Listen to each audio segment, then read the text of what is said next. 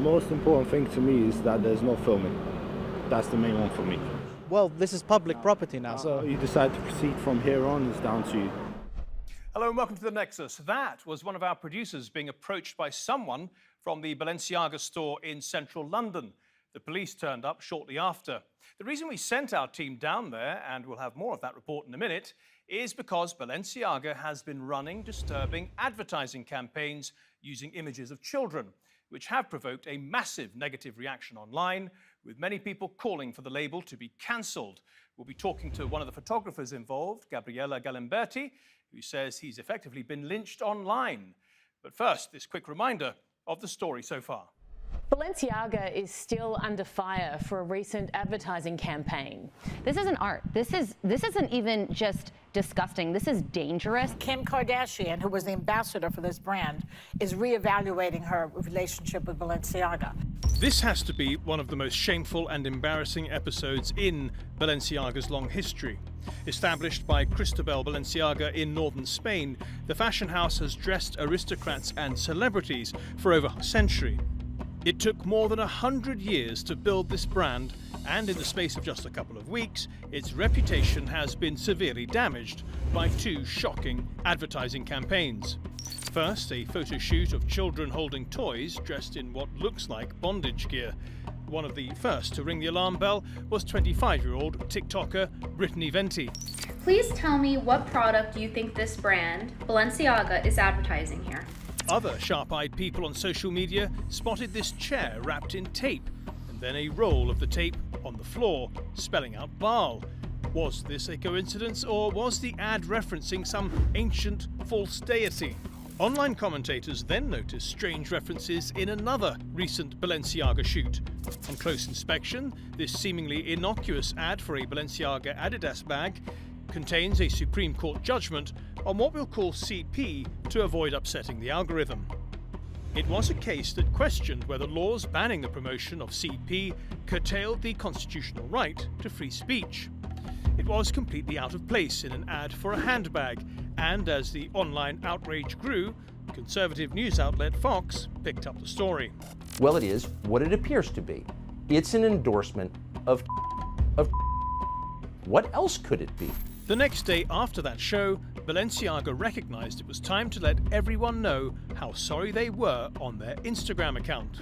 We apologize for displaying unsettling images in our campaign. We take this matter very seriously and are taking legal action against the parties responsible, meaning the production house North 6 and the set designer Nicolas Desjardins.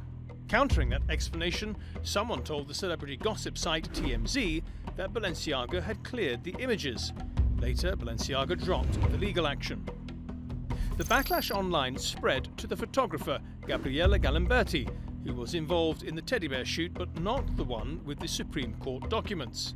He says he was lynched online and called all sorts of names, but says he only took the photos and had nothing to do with the set or the concept.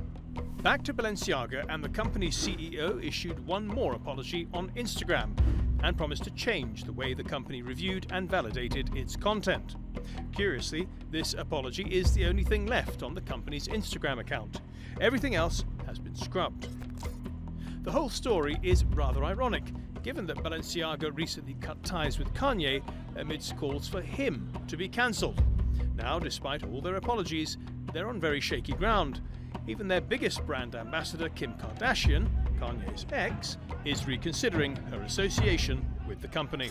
But Kim Kardashian, who's been modeling the luxury brand, has denounced the ad and is facing mounting pressure to ditch Balenciaga altogether. Okay, let's bring in our first guest now, and Gabriele Galimberti is the photographer who took the pictures of the children and those very strange teddy bears. Gabriele, you have described in other media organizations as having been essentially lynched online. What do you mean by that? I mean, in the few days after the picture were posted online, I started to receive thousands and thousands of messages of people telling me, you have to kill yourself, pedophile. But I actually hundreds and thousands of messages like this. So I felt like I was at the center of a storm that was not my storm, because I was not guilty of anything. I haven't been able to decide anything about the style of the campaign. I was basically only hired to be photographer of that campaign, and so I felt like those accusations were not actually mine, and that's it.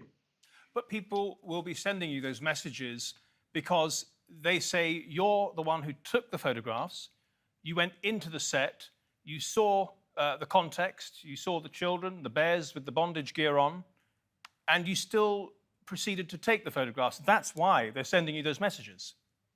Yeah, but when I got to the set,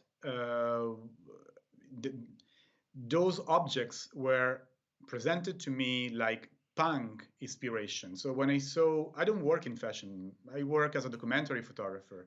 So that's not my code. I don't really know the code of fashion industry. So when I got there and they told me that the whole collection was punk, and they gave me these 2 bags to photograph, I saw these bags and I felt like those bags are punk. I didn't see those bears like BDSM as people are describing them. And to be honest with you, now that I see all the scandals came out, and I see those photos everywhere in media, so every single publication they are still publishing these photos. And I feel like if these photos are really pedopornography as they describe, why they are still publishing them. Who was responsible for who was responsible for communicating to you the theme that they were looking for? The visual team of Balenciaga. I was approached by them. So, I received an email from Balenciaga at the end of September because they saw my project and my book. And they asked me to work for them and to make the same style for the holiday campaign. And from that moment, I received a few emails from Balenciaga. They were presenting me the collection. So I received PDF with the list of the objects to photograph, and the list of the kids, the list of the location. So everything was decided by them. So I went to Paris and for 2 days, and everything was ready. There were 25 people working on the set. There was the set designer, the location designer, a few stylists, the makeup artist, and the parents of the children with the children. So there were a lot of people in the set. I was there, as a photographer. I arrived with my assistant, with my agent, and the only thing that I did was preparing the set and taking the photos. So Balenciaga seemed to be blaming the production company. Do you think that's fair?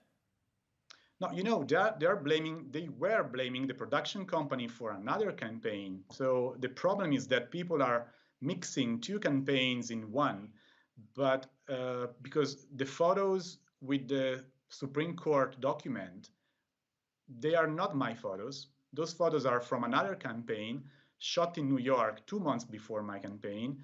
And Balenciaga was blaming the production company of that campaign, which has nothing to do with the picture I've taken. Does that mean then that you feel Balenciaga misrepresented the theme they were going for with you? I'm not in a position to say that. I don't know exactly what was the message that Balenciaga wanted to give out with these photos, because I was not involved in any communication decision. I was there as a photographer. I work in documentary. I'm a journalist, and that was the first time in my life that I worked for a fashion company. So when they got in touch with me, I simply said, yes, I want to try this experience, and I went to take these photos.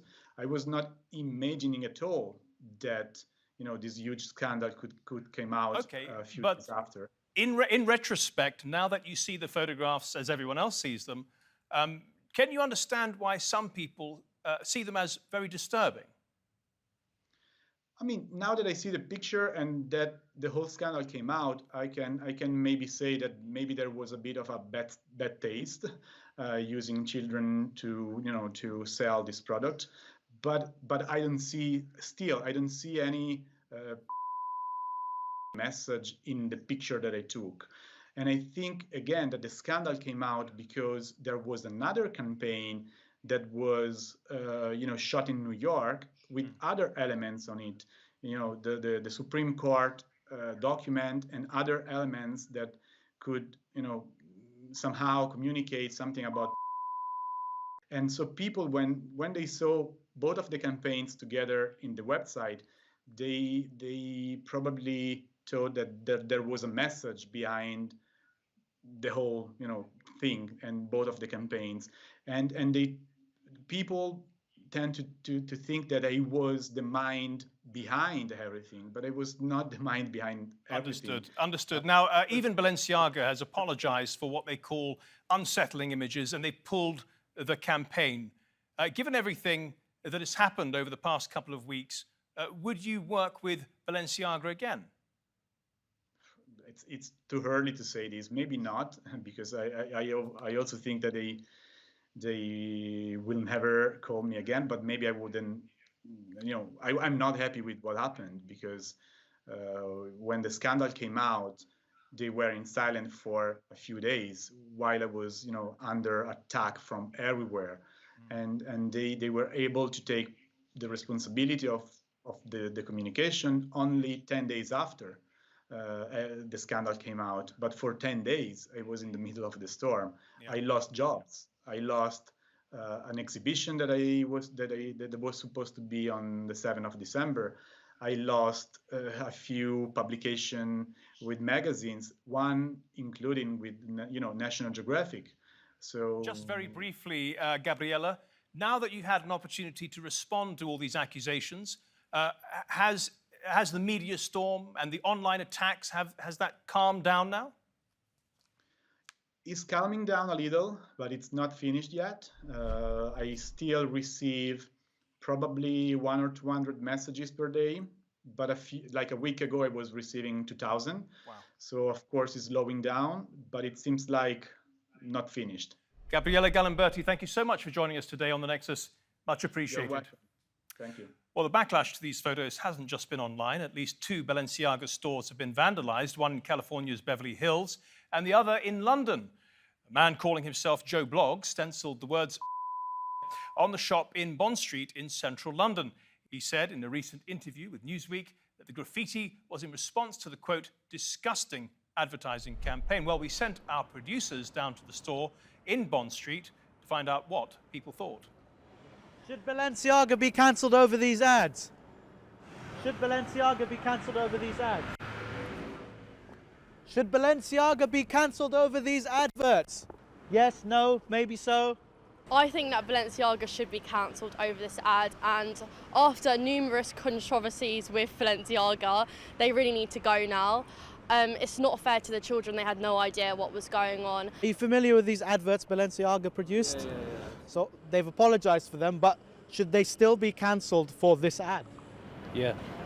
Yeah, I mean, they should. It's disgusting. It's disgusting. Now, what's disgusting about it? I mean, I own a brand myself, and I know there's no way someone can do this. It's disgusting. And the limits fashion is trying to get to is just horrible. Yeah. They're forcing all type of messages. Just stick to the art.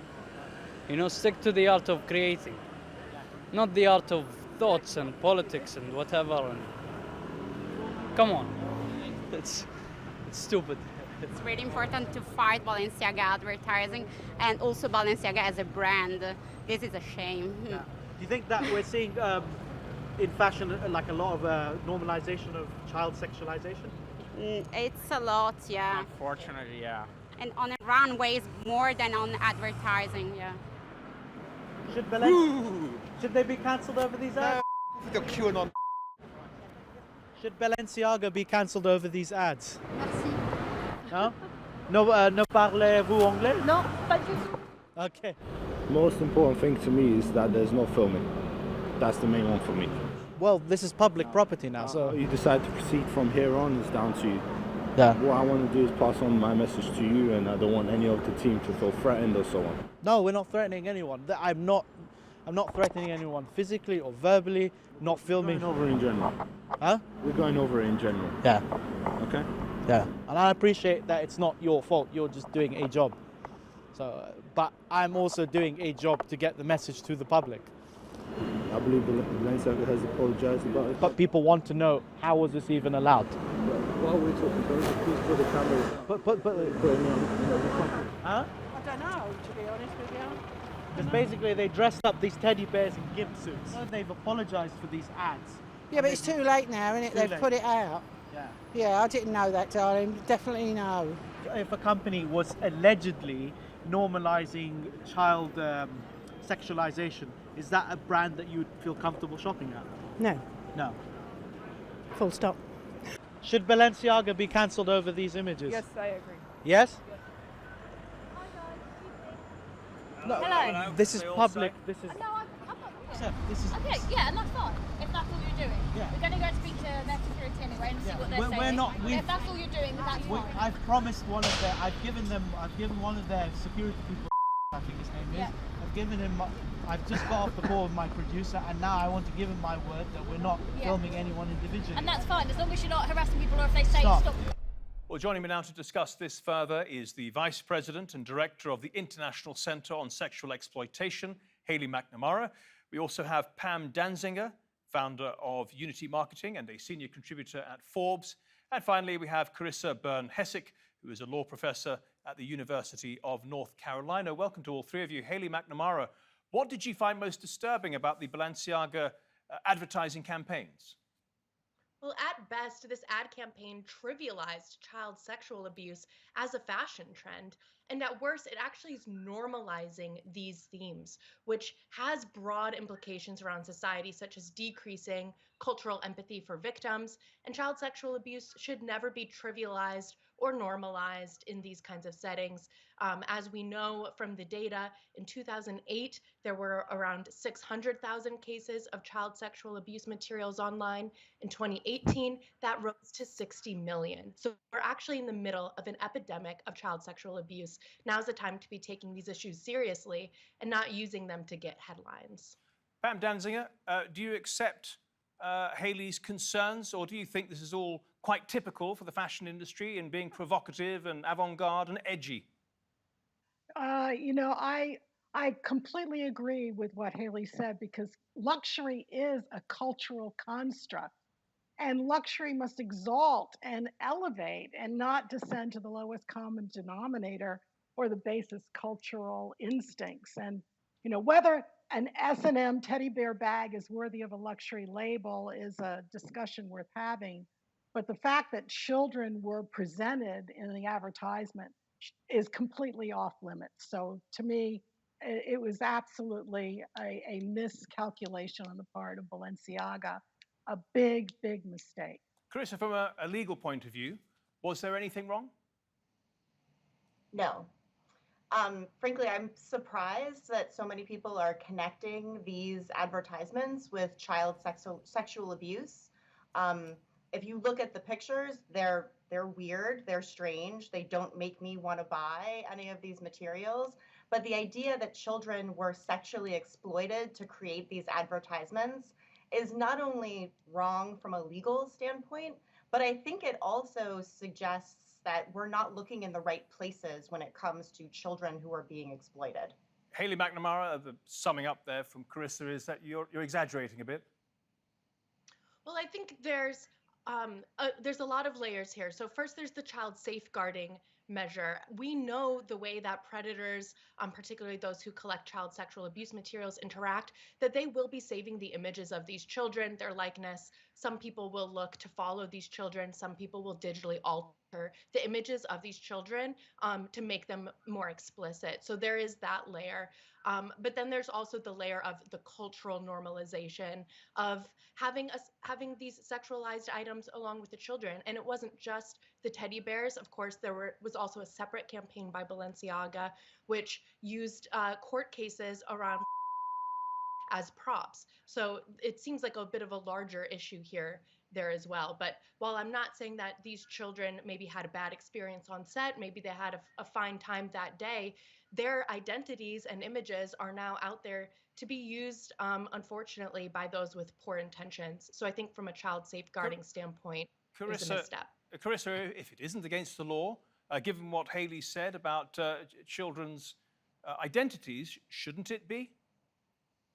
So I appreciate what Haley's saying, that people can take these images and alter them later or do terrible things with them.